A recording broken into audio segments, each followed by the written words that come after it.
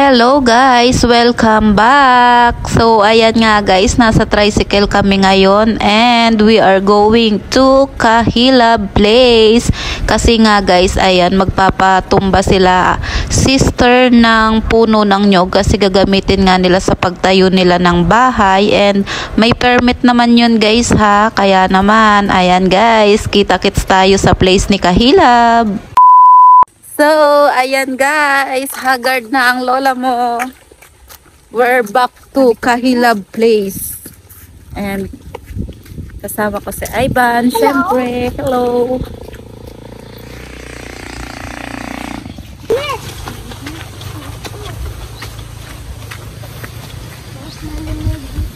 Wala nang ano dito. Wala nang tubig dito. Dati nung pagdaan namin may tubig pa tong ano na to. Ano ba to? Sapa? Sapa na? Diba bakit? May tubig yan kasi maulan? Oo. Hindi, bihira na lang. Bakit? Natambakan na kasi eh. Hindi, mataas na siya. Kasi gagawin daan niya. Ayun. Kaya nga mataas, natambakan na. So, ayan. Ang layo naman talaga ng lugar ni Kahilab sa amin eh. Dalawang sakay ng tricycle and yung aking anakis. Ban, teka lang. Come here, faster. Faster, you go first. So, ayan. Dalawang sakay ng tricycle.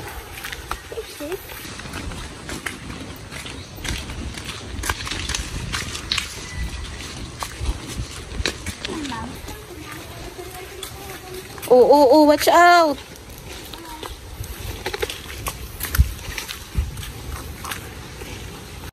And after how many minutes na lakaran, ayan, nakarating na kami dito sa bahay ng kapatid ni Kahilab. Dito nga kami maghihintay ng oras kasi nga gaya nung nabanggit ko nung una is magpapatumba sila Kahilab ng puno ng nyog kasi nga gagamitin sa kanilang pagpapatayo ng bahay. Kasi balak nga siguro nilang dito na mag-stay sa province kasi syempre 'di ba medyo mahal na ang bilihin sa Maynila. And ayan, eto nga si Ivan. Ayan no, dahil nga wala siyang kalarong lalaki sa bahay kaya naman ayan nakipaglaro siya ng basketball kay Liam. Nakita niya tong bola kaya naman kinuha niya and paulit-ulit nga niyang sinushoot yung bola na yan at dahil medyo mataas yung ring kaya naman hindi niya ma-shoot yung bola kaya naman ayan nakailang ulit yan siya dyan kaso wala pa ring nangyari kaya ayan guys panoorin nating maglaro tong Ivan Tot na to. Oh, sadap! Go! One more!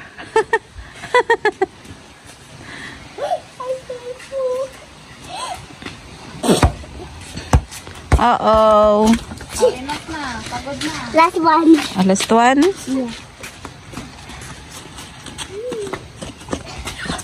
Wow! Finish! Hindi man lang nakashoot. At dahil hindi nga nakashoot kahit isa man lang tong si Ivan na to, kaya naman ayan napagod na siguro at umupo na lang siya dito sa gilid and tingin-tingin na lang siya sa akin and kay Liam. And eto naman si Liam is lumapit sa akin. No, hindi man lang nakashoot si Ivan, no? Say hi guys. Guys, have a toy. What is the name of your toy? Robot. Is that a robot? But watch this. Ayan nga, lumapit nga sa akin tong Liam na to and dala-dala niya nga itong laruan at pinagmamalaki niya sa akin kasi nagtatransform daw ito ng robot. Kaya naman, ayan guys, panoorin natin. Robot. Wow!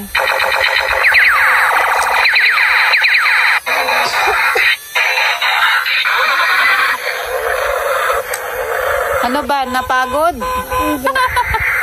Super cars. Ivan, napagod sa basketball si Ivan? Oh. Galing lang ako. Magaling ikaw, di ka nga nakashoot eh. Matulog na din ako. Ay, pagod din. Pagod dito ka lang baga? Matulog wala sa iba? Only the slowest. Oh. Medyo ka matulog? Oh, dyan din daw matutulog si Liam. Hindi kayo kasya dyan? Kasi ako din lahat. Kasi Kayo lahat? Opo, tabi tayo. Tabi kayo. At dahil nga tanghali na and tapos na kaming magtanghalian dito, kaya naman ayan, pahinga muna kami dito sa kubo nila and tamang-tama yung panahon guys kasi medyo malamig dito ngayon kaya dito namin napili para presko and si Ivan is pawisin kasi to. Kaya ayan, may electric pan din na nakatapat dito kaya naman feeling namin is may aircon kami and ayan, patulugin nga muna namin tong dalawang bata. Nakatulog na nga si Ivan kaya naman may dala kaming pansitin and ayan, inumpisahan ko na ngang lutuin tong dala naming merienda para mamaya and ayan, inuna ko muna tong baboy kasi nga ipapakrispy ko to siya para mas masarap, yummy and ayan, panoorin nyo na lang guys.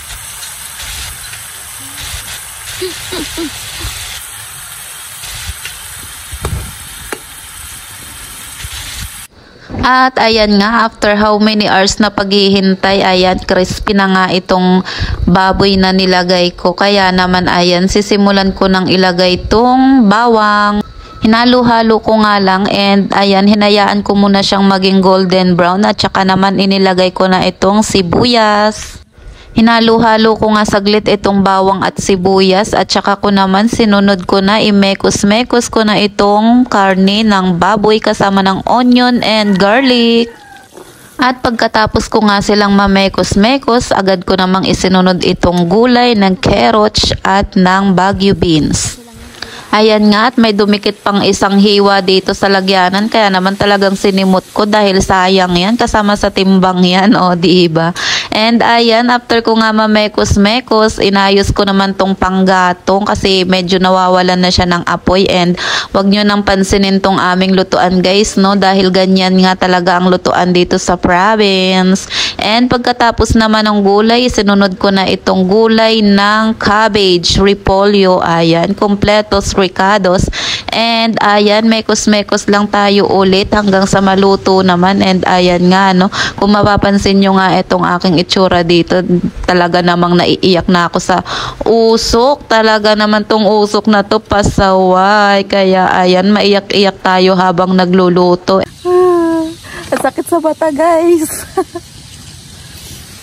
Fast forward tayo, ayan, half cook na nga yung pagkaluto ng gulay kaya naman tinanggal ko muna saglit at nilagyan ko na ng tubig at pinakulo at nilagay ko na rin yung mga pampalasa and syempre, alam nyo na kung ano yung mga pampalasa na kailangan ng pansit at saka naman, nung kumulo na yung tubig is nilagay ko na itong pansit canton. Ayan, ano bang tawag dyan? Pansit canton ba? Hindi naman to bihon, hindi naman to miki. Basta pansit, alam nyo na kung ano yan guys and ayan nga. Mekos tayo ulit dito guys para naman maluto and lumambot naman yung nasa unahan kasi baka masobrahan naman yung sa ilalim and malata and ayan, 'di ba? Kailangan nating ayusin din yung apoy dahil lumalabas na nga yung apoy and namamatay na yung iba. And syempre habang hinahalo ko naman yan, ang aking sisterit naman is aking helper and siya naman yung tagapaypay dyan para nga matuluyang magkaroon ng apoy dahil nga hindi na tayo sanay sa gantong lutuan, gatong-gatong, kaya need natin ng helper and ayan guys, watch muna ninyo guys.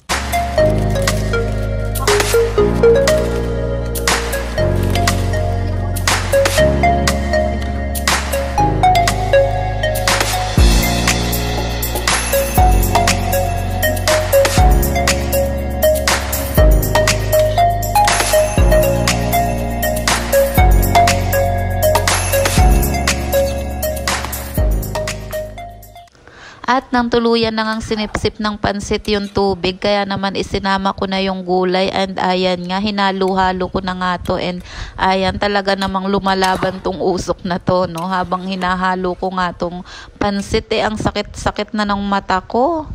At fast forward naman tayo guys, ayan, nandito na nga kami sa baba, tapos na kaming kumain kanina guys and hindi na nga ako nakapag-video dahil naman nag-enjoy kami sa kwentuhan habang kumakain, kaya naman ayan, nagpahatid na kami papunta sa baba and ayan, sakay na nga kami nitong kanilang ano bang tawag nila dito, basta itong kanilang parang tricycle na walang bubong, oh, diba? And ayan, sakay nga kami nito and ang lakas-lakas nga ng hangin at ang lamig-lamig guys, ng panahon para kaming nasa Baguio or Tagaytay, ganyan. And ayan, kaya naman naka-jacket yung dalawang batang maliit.